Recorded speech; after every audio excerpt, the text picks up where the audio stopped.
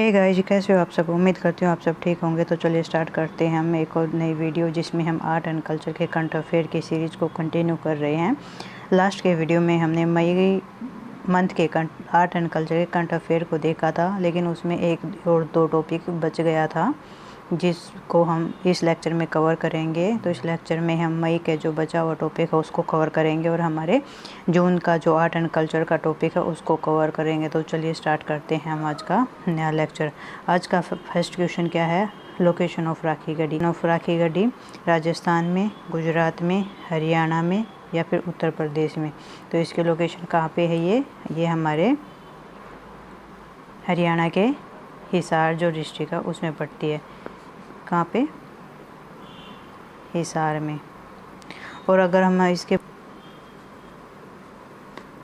राखी गढ़ी में खुदाई की गई है और उसमें क्या पाया गया है, इसमें ना कुछ नई चीज़ें हैं जो मिली हैं, जैसे कि 2 वीमेंस स्केलेटन मिले हैं।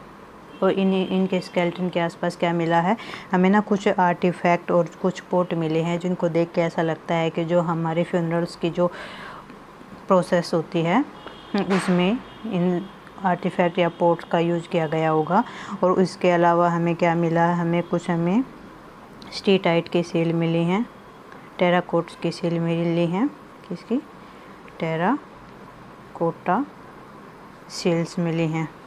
और जो हमें कुछ मिला है टेराकोटा की अनबेक मतलब कच्ची मिट्टी की सील्स मिली हैं, जिनके ऊपर हम क्या है एलिफेंट का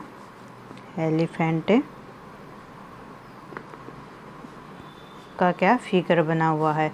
और इसके अलावा क्या मिली है हमें, क्या मिला है स्क्रिप्ट भी मिली है, हड़प्पन स्क्रिप्ट भी यहाँ से मिली है अभी, जो हमारी खुदाई हुई है। कहाँ पे हुई है? ये राखी गढ़ी में।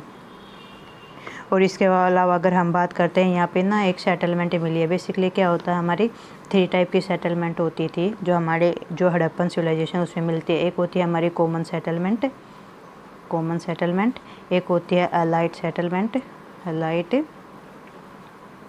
सेटलमेंट और थर्ड होती है हमारी मिडल रंग सेटलमेंट।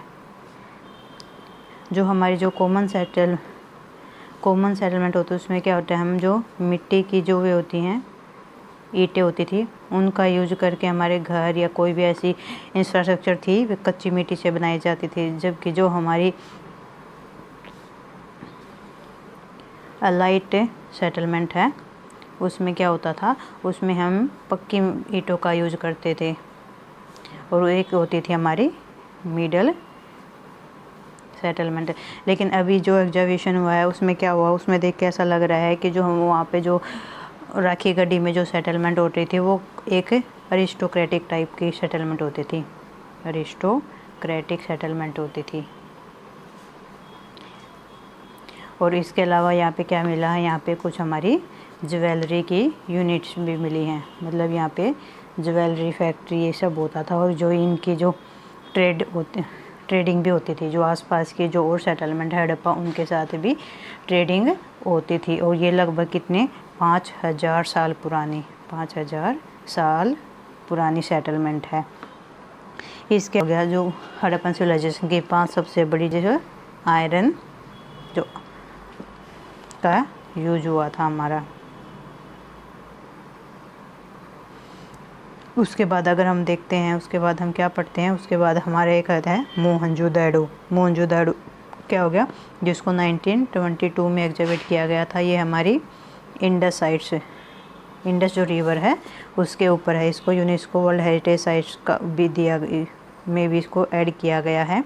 और इसके अलावा अगर हम बात करते हैं, यहाँ पे क्या होता है हमारा वो ड्रेनेज सिस्टम काफ़ी इलेबोरेट है। का एक क्या है यहाँ पे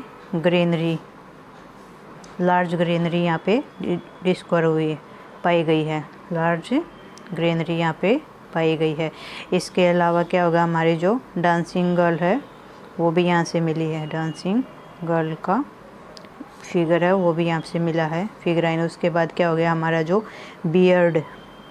बियर्डेड मैन है जो, वो भी मोहनजोदड़ो से डिस्कस हुआ है। यहाँ पे क्या है, ग्रेट बाथ है, वो भी मोहनजोदड़ो से मिला है, ग्रेट बाथ है। उसके बाद हम पढ़ते हैं बनावली। बनावली के लोग कहाँ हैं, बनावली है हमारे हरियाणा में। ये क्या, हरियाणा के हिसार में है।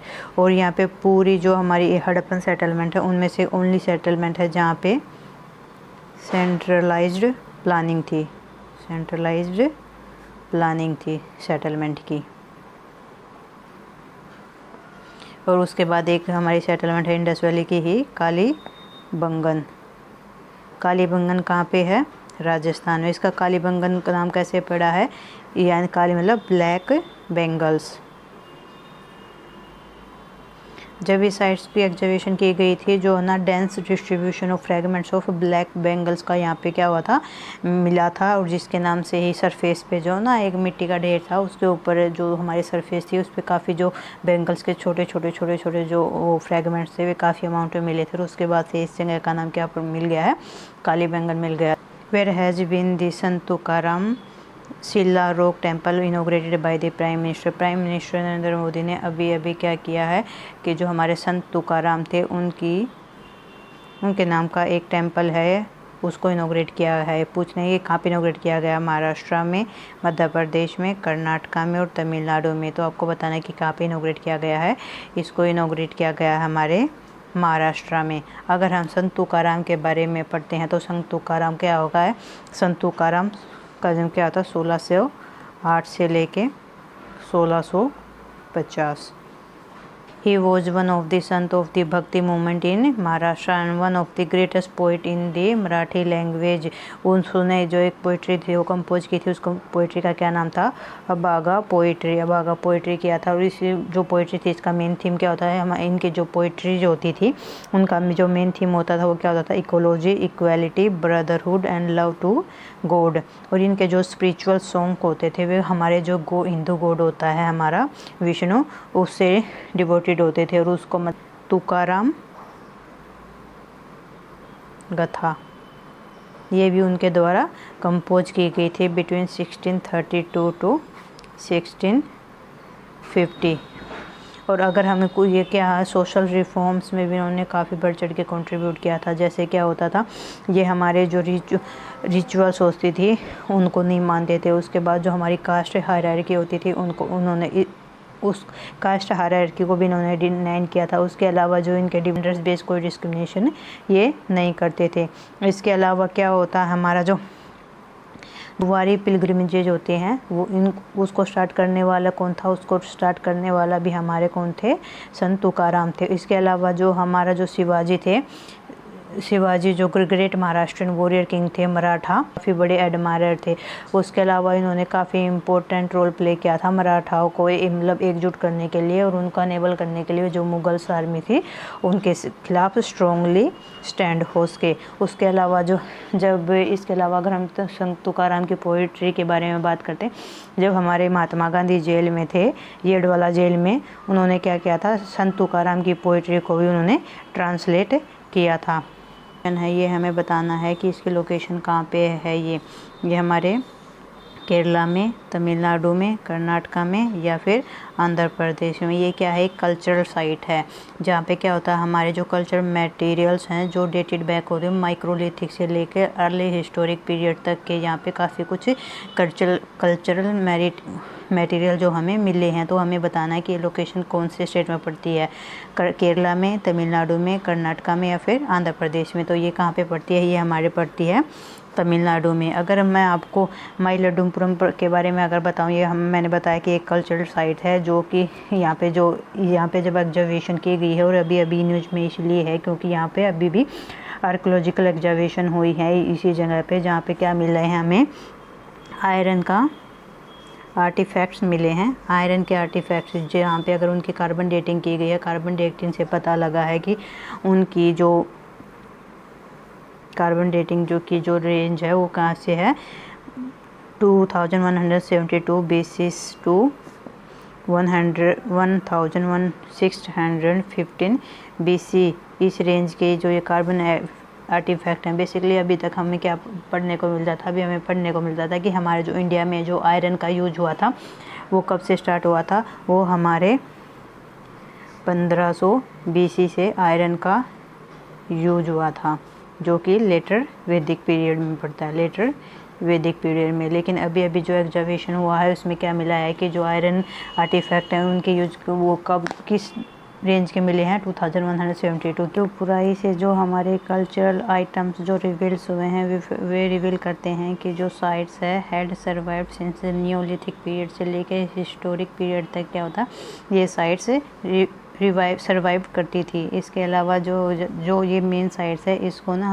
हमारे जो अगर हम कल्चरल सीक्वेंस में डिवाइड करते हैं तो ये क्या 5 कल्चरल स्टेज में होते हैं, microlithic, neolithic, Iron Age, early historic period and historic period.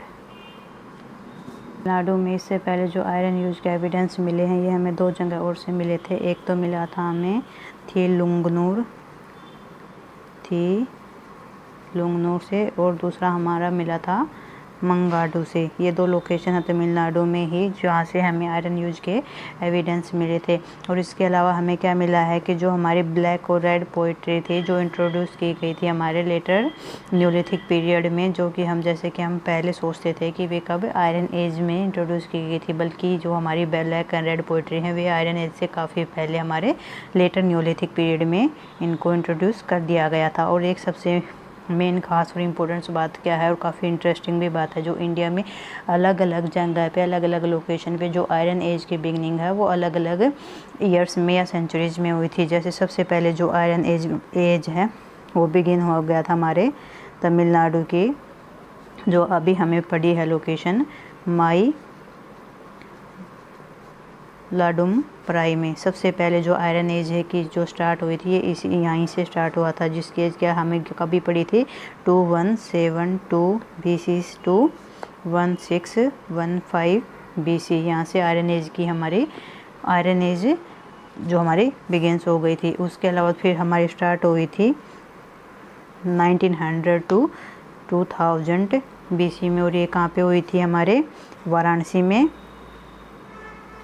और जो नॉर्दर्न कर्नाटका के बरमगिरी में। यहाँ पे आयरन एज जो हमारी स्टार्ट हुई थी 1900 टू 2000 BC में। उसके अलावा फिर हम बढ़ते हैं, अगर हम मिड गंगा वैली की बात करते हैं वहाँ पे हमारा जो आयरन एज स्टार्ट हुआ था वो 1700 से 1800 BC में हुआ था। उसके बाद अगर हम कर्नाटका के बुक का क्या है, अगर हम कर्नाटका के बुक का सागर की बात करते हैं, यहाँ पे जो हमारी आयरन एज स्टार्ट हुई थी ये हुई थी हमारे 1530 BCE में। ये कहाँ पे है, कर्नाटका में।